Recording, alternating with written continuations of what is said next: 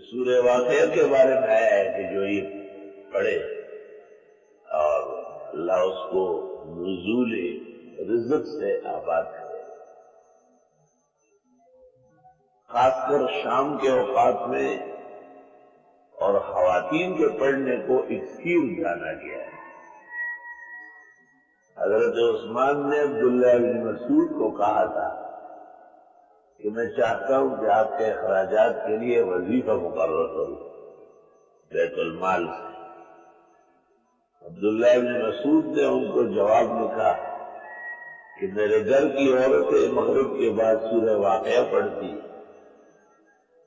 اس لیے ہمیں دنیا کی حاجت نہیں ہے. اللہ تمام حاجات پوری فرماتے ہیں. کتنا بڑا اعتماد ہے اور کتنی برکات ہے. میں اکثر طلباء سے بھی کہتا ہوں، علماء دین سے بھی، جب کبھی وہ معاش اور اقتصاد کا شکوہ کرتے ہیں، آج کل تو حالات ایسے ہو گئے کہ تمام مدرسے والے علماء اور وہ خاص افغان میں ہیں،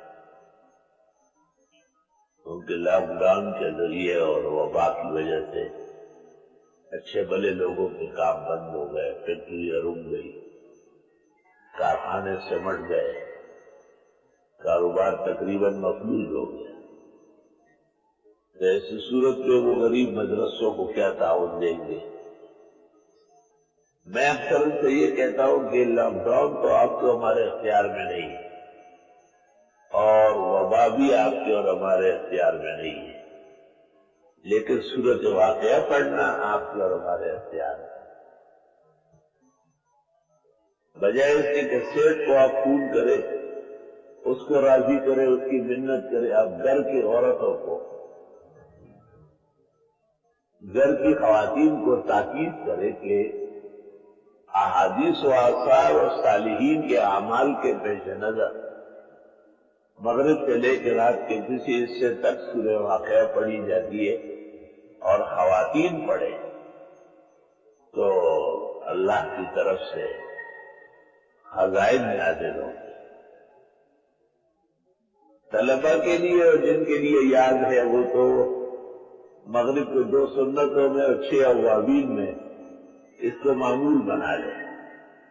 زندگی میں خود کفیل رہیں گے، مستغنی رہیں گے، اور انشاءاللہ تعالی اس ناسوتی عالم میں اور اس فانی زندگی میں کسی کی طرف حاجت کے ساتھ نہیں بڑھیں گے، بلکہ ان کی حاجت پورا کرنے کے لیے بڑھیں گے.